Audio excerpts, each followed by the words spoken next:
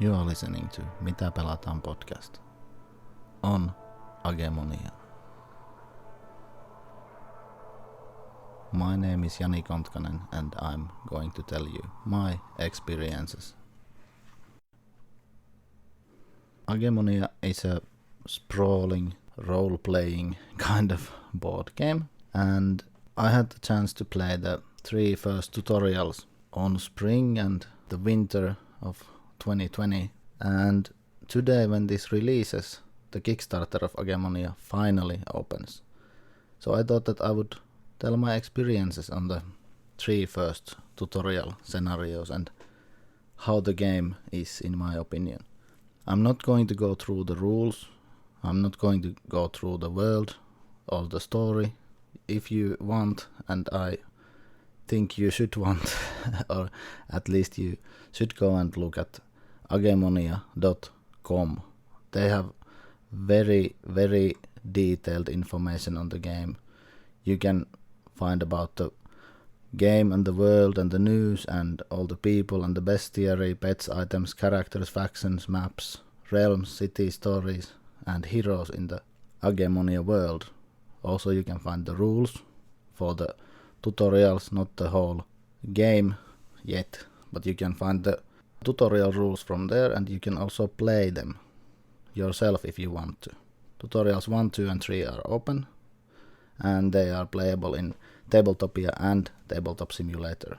Also they have a big number of videos done for the game, so you can go and look at the videos. They have maybe different opinions than I do, but because there are so much information on the game already, I'm not going to provide that. I'm going to provide information on the tutorials and how I felt about them and what's interesting in the game to me, and if there are things that could be different in my opinion or could be improved. So first things first, as I said, I got to play these tutorials with the designer Max Wikström, and a big thing interesting me in this game is that it's made by Finnish people. Max, and also it's published by lautapelit.fi, which is lautapelit.fi or something like that in English. I don't think the pronunciation is good, but at least it's better than you guys do who don't speak Finnish. So we played it, the first tutorial 3 players. I asked a friend of mine, Pekka, to join, and Pekka has actually written his opinion about the game to Board Game Geek. You can find it from there. But mostly because there are written reviews, previews, opinions, and there are video reviews, previews, opinions on the game. But I don't know if there are any only vocal. That's the main reason I do it in this podcast form. Let's see. It's also the first preview, what kind of it is, opinion thing that I'm doing that has no other content besides the game, so I'm also testing that now. So we played it 3 players, the first tutorial that is. We chose the characters from the 4 that were available then. The available ones were Lunara, who is Nihtegri Knight or Paladin. Then there was Torrax, who is Agurian Guardian or Geomancer. Then there was Venia, who is a Quothian Assassin or Witch. And Zuvasai, who is a Corallian Hydromancer or Telepath. I played Torrax, Pekka played Lunara, and Max was a puppet of ours, so basically a dummy player. It's always a good thing if you can have the designer of the game as a dummy player, so that gives some kind of extra to the game.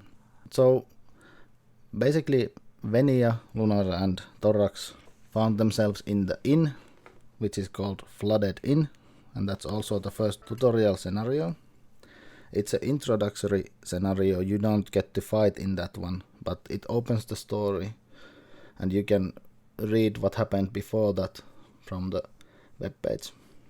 It opens the story and teaches the simpler mechanisms of the game. So basically you move around and do actions and see what you can do with your hero. Basically you go around and speak to people and activate objects and try to save yourself and other people possibly. I don't want to spoil anything, but you want to get out of the area before it's too late. And you should try to grab what you can.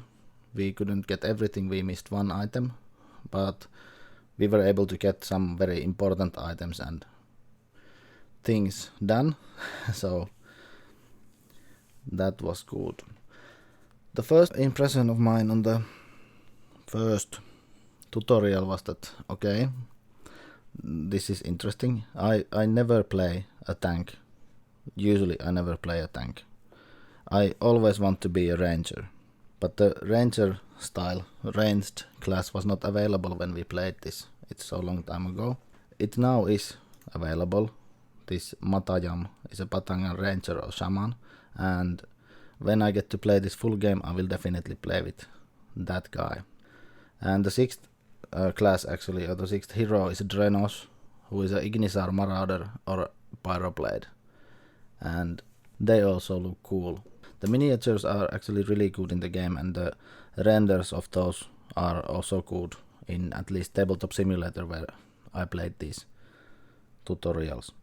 But in any case, from the first tutorial, I liked the things how you interact, and also the map has this good idea that there are dots on the spaces in the map, and those dots tell how many figures or beings of a normal size can be in that square, and if there are that many in that square or area, then no more fit there. I like this how it works, this areas, and if they are full you cannot enter there or you can't go there. So basically you choose your actions before taking your turn. In the first tutorial you can choose either maneuver or focus. Focus gives you extra die for skill checks or tasks, and extra maneuver you can do 2 maneuvers. Maneuvers are walking, running, meditating and recovering, and different heroes have different number of movement points. Like the Torrax I played moved only one spot or one step with a normal move, and Lunara for example moved 2. Meditating heals your stamina and recovering heals your health, and more on that later. Also, if you wanted to run, you have to spend 1 stamina to be able to run. So basically in the Flooded Inn you have map of 2 buildings and 1 street, and you begin from one of the buildings and then try to find things from the map and interact with them and run away towards the next tutorial. And it worked really well on Tabletop Simulator and I enjoyed it. But it was quite short and there was not that much to do. And I was thinking that how will it go further, or will it? But we had enough time, so we played the second tutorial as well. And that one is road. It's a road trip to Runedale. And on that road trip you actually get enemies, so you have to fight on that scenario, and you have to go through a road, and there are some tricksy stuff and such on the road. But basically the first tutorial teaches you how to interact with things and how to do skill checks, and the second one teaches you how to do combat. And I think it works quite well that first you learn the easy stuff, so to say, and on the second scenario you already have the ability to fight, and you can fight. The enemies are not that difficult in that one yet, but you can actually see how the fighting works already in the second scenario. I actually had fun playing these 2 scenarios, mostly because we were in a way also a bit role playing this and trying some silly stuff. Especially Pekka was trying some silly stuff that what happens if and how to handle this or how to handle that. And I really enjoyed playing this, but we played it in the beginning of December 2020, and we were left in a way waiting that when do we get to the third scenario, because that was supposed to have lots of new things and it was supposed to combine everything that we in a way learned earlier. And I think we were a bit left with waiting for more.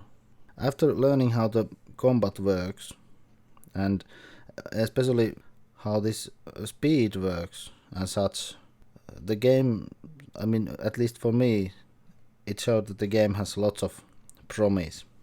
And then after we passed the road to Runedale, we thought that yes, we will go to Runedale next on the third tutorial.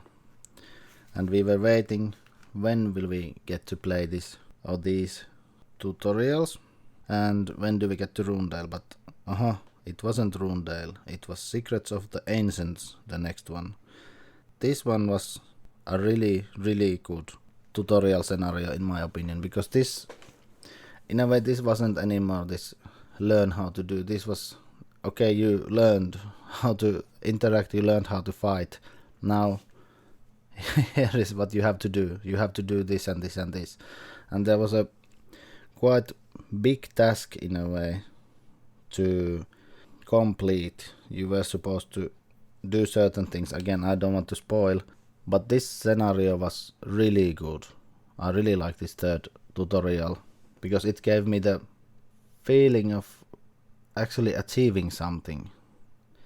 If the first one was just, okay, we learn and we run around and see what to do, second one was that we have to get from one end of the map to the other end and fight something on the way, and there were some surprise things, and we have to combine the skill checking and the skills to the combat and see how the combat works. This one combined everything, and this was a bit more freeform because there were different ways how to get into the goal that we had. I mean, it wasn't a straightforward like a tube or like a, it wasn't on the rails.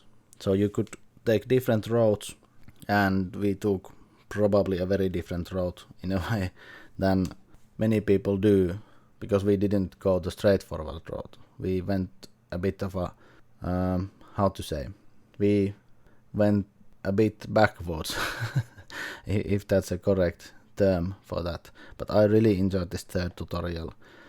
And if you're thinking of backing this game now that it's available on Kickstarter to back, I highly suggest that you don't make your decision based on the first tutorial or the second tutorial, but you play all three. Because based on the first tutorial I thought that it might be good, but would I play it? After second one I thought that okay, this might be good, but I want to see more. After seeing the third one I thought that okay, this might be brilliant if it continues the same way. And I really think that this game has a huge potential of being very, very good game. Now before I ramble on, I will once more recommend that you go check agemonia.com and see for yourself what there is, and please try the tutorials before you back or before you think of backing this game. I mean, even if you are definitely going to back, try the tutorials because they are available and the team has made them available. So please do it so you are sure for your backing and you don't have regrets. Hopefully don't have regrets on backing the game. And also, if you don't know if you should back, go and try the tutorials. If you think that you shouldn't back, try the tutorials and then you will know. But play all of them. And don't skip first, don't skip second, because they are important. The items you get from the first scenario, the tutorial scenario, they carry on to the second, and the ones that you have at the end of the second carry on to the third. So it's a progress. It's not like one-off scenario, so please try them from 1 to 3rd. This is, by the way, not sponsored in any way by Lautapelit or by Max or anything. I just wanted to try it. Max said that let's try it, and then he informed us when we can try the third scenario that we played, by the way, 2-player. Max didn't play that. He was just observing and telling us the story and running the scenario for us. And this is not a paid preview or something like that. These are just my opinions, and Max doesn't even know that I'm doing it this way. He thought that I would put some pictures or write something, but I thought that this might be the best way. Maybe he doesn't agree, but at least there is something. But this is not paid in any way, or my opinion is not affected by anything, except that they are Finnish, and I want Finnish to do well. But most of all, I have to keep my integrity and be honest in my opinions, because otherwise there's no point for you to listen to this, as it is an opinion, it's not an advertisement. So the things that are the best in the game, in a way best, I mean that what are different from other this style of games that I've played or seen or read or heard, and things that I like. I first of all like the progression, because the further you advance in the story, the more abilities or actions to do you get.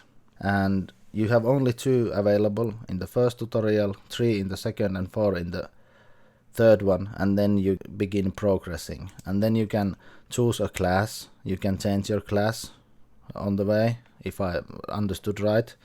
And then you get weapons, you get items, you can use the items, you can use the weapons, you become stronger when you level up in a way, and you can do a better maneuver, for instance, and if you want to do it, you have to spend stamina. And these are it's very interesting, because there is, when you spend the stamina, you put it aside. If you get a hit, you flip the stamina, so it means that you have been hit, and you can heal either hits or stamina. So if you're running low on either, or if you're running low on both, you have to a bit think that do you need stamina or do you need health? Will you die or will you run out of stamina? And I really like this kind of small decisions that might be important in some small places in the game. It shows to me at least that there is some depth in the design of the game already on that, and that's the main mechanism that runs the whole system, spending that stamina to be better or do something better. And I really liked how it works. Also, I like the exploding dice. So if you roll the red dice, which is for successes in tasks, if you roll the symbol with the explosion, you roll it again, and then you can roll it again, and then you can roll it again. And I like exploding dice in games and such. Also, the avoiding dice, the blue one, or the defense die, is crap. No, really, it just doesn't work. But then again, it was a computer program, so maybe it cheats. But no, those were very, very bad, and they never worked for us, it seems. Also, one very important thing here is that the story seems to be very, very well written. I noticed that in the very beginning when we played, the story seemed to be so well written. I even said that to Max, that the story seems to be really good, and this is going to a good direction with the story. Because when you play these campaign games, or even some legacy games, well, what is legacy, what is campaign, but if you play these campaign games, the story is usually the one that is lacking. And this kind of dungeon crawls or adventure games, they don't necessarily feel like you're in character. If you've played role-playing games, you know what I mean. That it, in a way, feels like you're, in a way, like an NPC in the world. Or you're just a soulless hacking machine, killing monsters and doing something. But here, if you read or listen to the story, I think it's very well written, at least so far. And as far as I know, Max has a long history in role-playing games and being a DM. So that comes from there also. Also, I really like the art in this game because it's so different from everything else. It's not this generic fantasy art. The world is not generic fantasy. And I really like how it's done. Also, the first time I saw this game was in Essenspiel 2019, and I saw they had this map. I don't remember the name of the map now, but it was a one-off scenario. And I went to talk with Max when they were there at the lautapelit.fi booth. And I was looking at how vibrant is the colors in the world. I really like this color scheme. Like I've said in some occasions that I like how Chris Williams uses colors, especially in Coimbra and such. This has a similar color scheme, and I really like this. The colors are bright, but they are not attacking my eyes, so to say. They are not shouting that I'm here, I'm here. They're shouting that this calms you, but then it hits you on the face. And I don't know what it is, but I like this kind of colors. It's not for everyone, of course. Some people would want black and white. Like, if you've played Kingdom Death Monster, you might want black and white, but maybe not. I think the strongest points in this game is the stamina system, the progression system, and also the storytelling. And especially the storytelling. I cannot emphasize it enough, that how well it is done in my opinion. At least thus far. Of course things can change, but I think this is very well done in that way. Also I said about the map, that there are these dots, that many beings fit there. Yeah, sure. But that's just a small detail. But it's good that there is something that you don't, like if you play some, let's say, journeys in Middle Earth, I don't think there's a limit. So there can be 50 orcs, there's not that many figures, but let's say that there can be 5 orcs in same place with one of your guys. And in a way that a bit seems funny, but then again, maybe in that setting it is normal. But here I like that it's limited how many can fit there. And if I remember right, if the square is full, you can hit from the adjacent place. And that's also important if there are some traps or something on the floor that will cause you damage and that area is full. You don't have to go there, but you can hit from the neighboring area. That also gives some kind of tactical aspect, especially to the combat. And I really think that's a good thing, and I'm sure that it will play even bigger role later on in the game. It already plays a role in, especially in the third tutorial and the second tutorial, because of things that I don't want to spoil. But there was something that we had to keep the road empty. We had a task that the road was supposed to be empty, so basically we had to kill the monsters, or otherwise our progress would have been hindered. And it was really important there. But as I said, play first, second and third tutorial. What else can I say? I really think you should take a look at this game. No matter what kind of gamer you are, take a look at this. If you don't want to back it, don't back it. If you think that it might be worth backing for you, back it. And it would be really nice to see Lautapelit.fi do well in their first own Kickstarter project, and also Agemonia. There's lots of video material, playthroughs, some previews or reviews. I don't know if they are previews or reviews. I haven't watched them because I know how the game works. I might watch the one from Dice Tower, but it's not out yet. It's coming today, on the day, and at the moment when the campaign launches. So September 7th, 2 p.m. UTC, which is sometime from now. When I'm recording this, it's about 1 p.m. Finnish time. If you have any questions on the game, please reach out to me anywhere. I can reply as well as I can.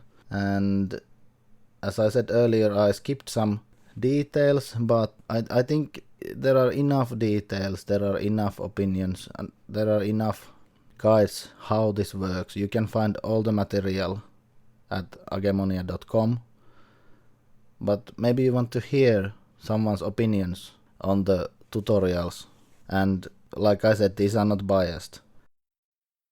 And there were not really many things that I didn't like. I mean, there was nothing that jumped to my face, except that the first tutorial was a bit boring, so to say. Okay, there was lots of story, but it was a bit boring. The second one also was maybe too much fighting, but the third one was was really good. And I think this is at least the third time I'm saying don't play only the first tutorial, play all three.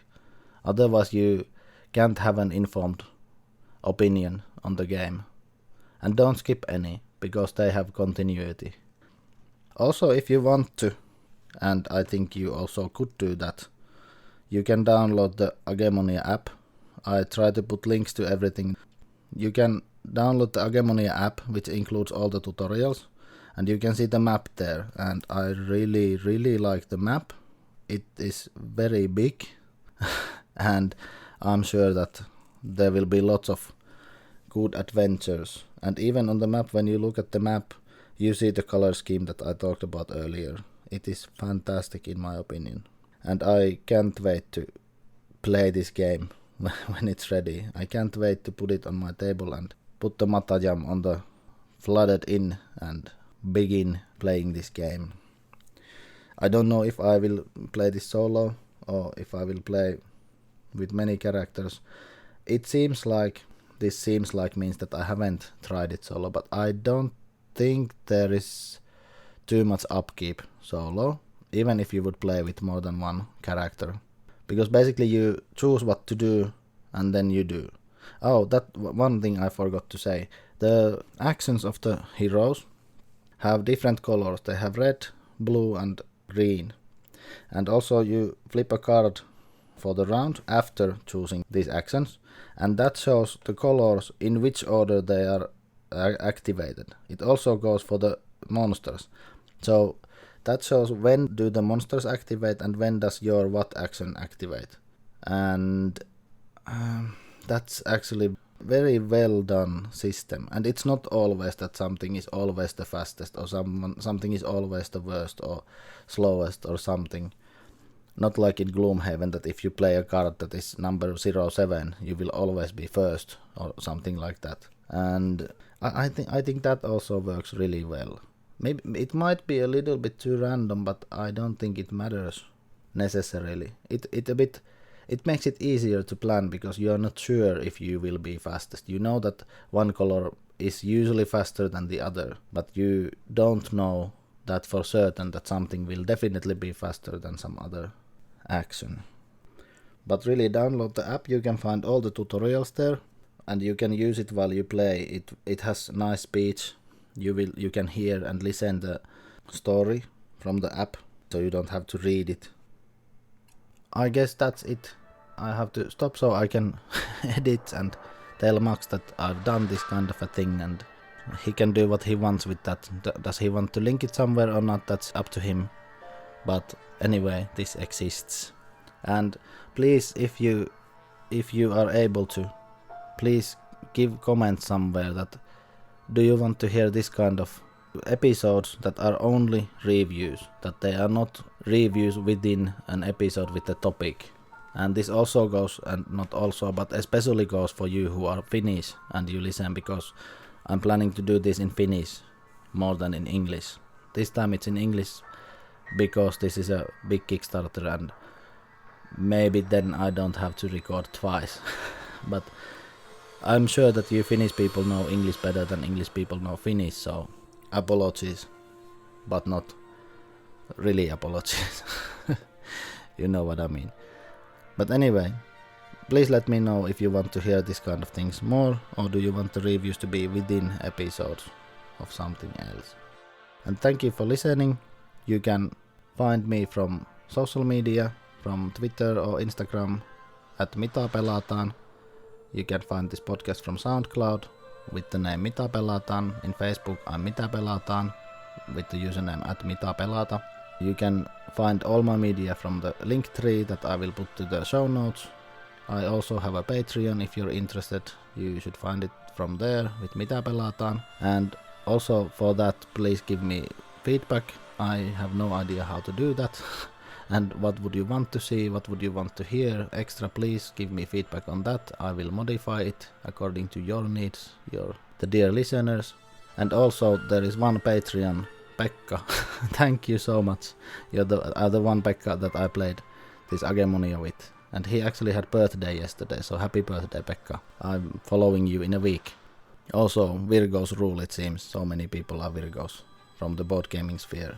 Like Jeremy the Greenback, former Greenpeg from Blueback, Pinkback, and Tom Vasel has a birthday soon, this week, maybe, I think. And it seems that if you're a board gamer, you should be Virgo, or the other way, if you're a Virgo, you should be board gamer, because we are good people. Right? Anyway, thank you so much for listening. Please contact me somehow, send a message from somewhere where you can. All the links to everywhere you can find me, not everywhere, but almost everywhere, will be in the show notes. And I'm not sure if there will be music in this episode or not, so I'm not crediting anyone for the music yet. Thank you, and go check the Kickstarter. Bye bye.